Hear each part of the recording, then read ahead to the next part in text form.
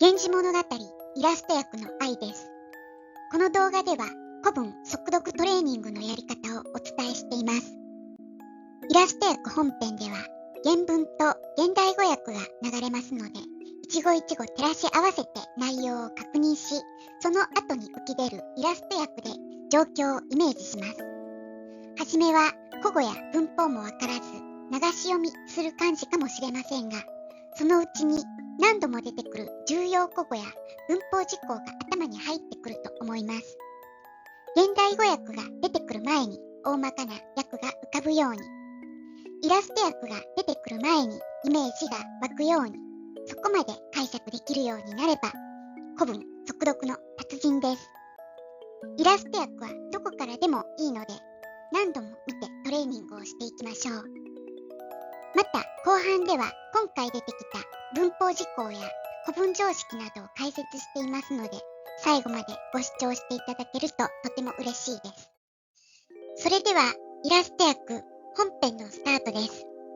第3章うつせみの第8話です。光源氏は人妻のうつせみと一夜を共にします。しかし彼女はそれ以降彼の求愛を拒み続けるため、源氏は弟の小君を使って再度木の神邸に忍び込み、うつせみと野木場の荻の囲碁を打つ姿を垣間見ます。野木場の荻の容姿にも惹かれていた光源氏でしたが、そのうちに小君が戻ってきました。ではこの後の展開いってみましょう。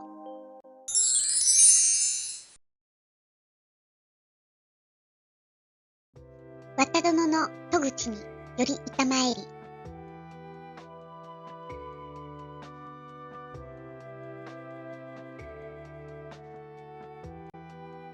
意図、かたじけなしと思いて。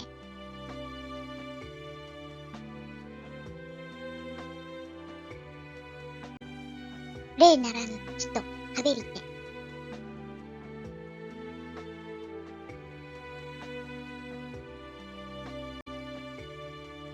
自公もよりはべらず。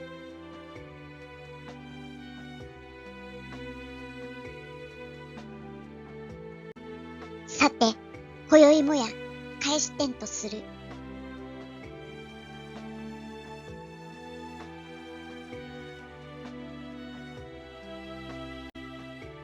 意図浅ましゅう。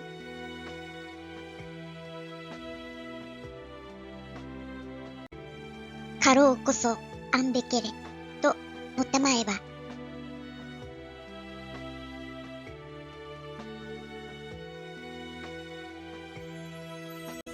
などてか。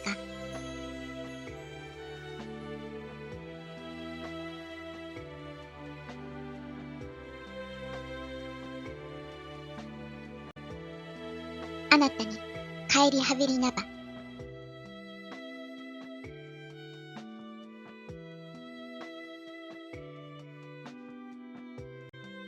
はばかりはべりなんと聞こゆ。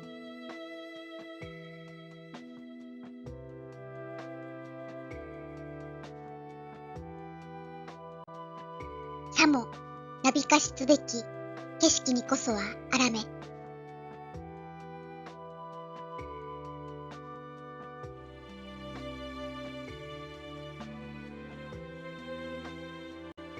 わらはなれど。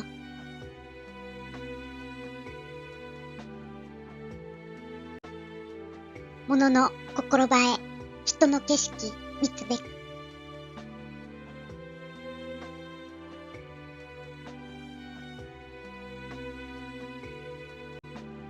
沈まれるをとおぼすなりけり。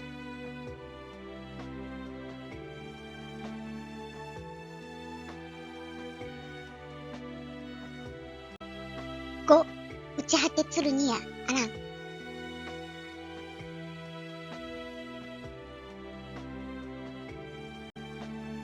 うちそよめく心地して。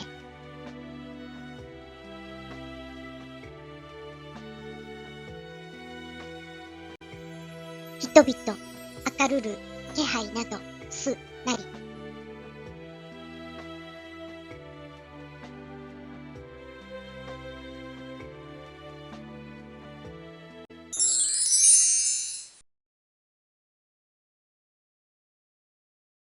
楽しみいただけましたか？単語や文法は頭に入りましたでしょうか？今回の重要古語はこちらです。また、文法事項はこちらです。今回は確述用法についてお話をします。確述用法とは、完了の助動詞つ、ぬが推量系統の助動詞とセットで用いられた時の用法です。特にむやべし、ましは未来時世ですよね。ならば、上のつ、ぬを完了で訳すと時制が矛盾します。こういう場合、何々してしまっただろうとは訳さずに、きっと何々だろう、何々してしまうだろうと、つ、ぬを脅威の意味で訳します。ちなみに、助動詞むは未然形接続なので、でやなが上に来ます。べし、らむは終止形接続なので、そのままつ、ぬに接続します。したがって、つべし、ぬべし、てむ、なむとよく出てくるものを連語として覚えておくのもいいと思います。むはスイカ変えて、べしはスイカ止めてなど、たくさんの文法的意味があるので、多くの古文にあたって文脈に沿う意味を選別できるようにしていきましょう。では今回の古文を見ていきましょう。まず、光源氏のセリフの中にテムが入っていましたね。小君が光源氏を待たせたまま何の収穫もなく帰ってきたことに対して源氏が言ったセリフです。さてという話題転換の接続語から始まり、や、連帯形とかかり結びの法則が来ます。この発言の後に小君がそれに答えているので、ここは疑問ですよね。その文脈に挟まれたテムです。返すは他動詞で帰らせるという意味。今夜もとあることから、小君が以前、光源氏を虚しく帰らせた文脈の流れから、この主語は小君と捉えます。引用のとがあるので、ここまでを小君の間接会話文と捉えると、むの主語は自分はなので、むは意思の助動詞となります。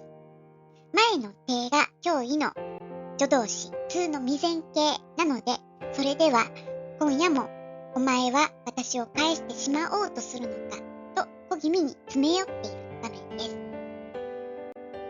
そして次の小君のセリフの中にもナムが出てきました。ナムは直前の接続によって識別していきます。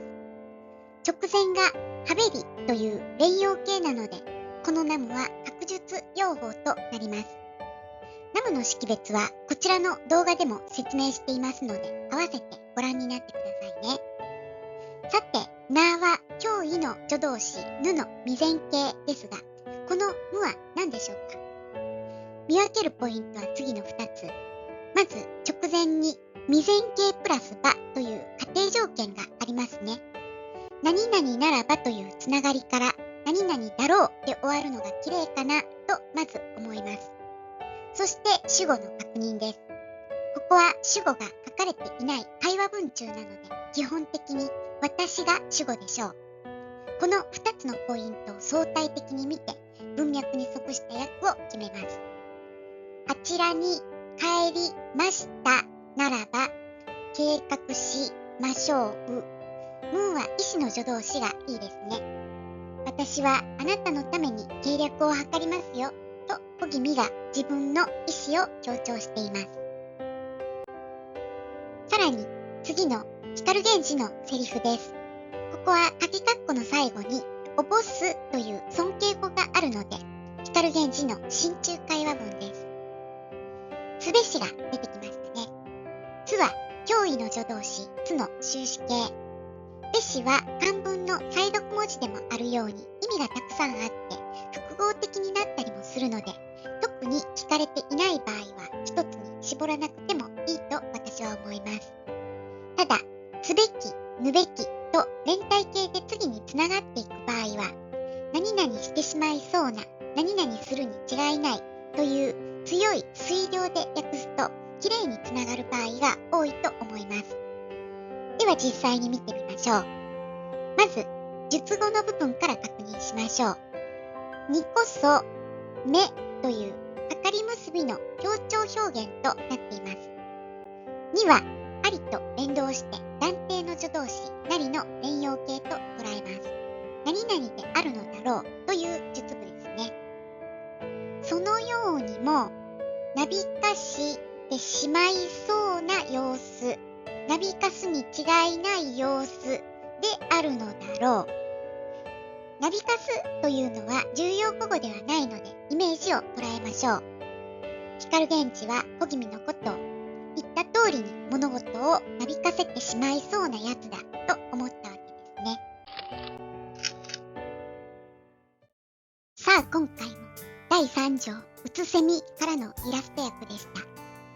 第1条きりつぼ、第2条母切りおよび天代の品定めの再生リストについては説明欄のリンクに貼っておきましたので、合わせてご覧になってくださいね。ブログの方も毎日更新をしています。よかったら日々の受験勉強のサポートにお使いください。最後までご覧いただきありがとうございました。何かお気づきのことがあればコメントいただけたら嬉しいです。それではまた。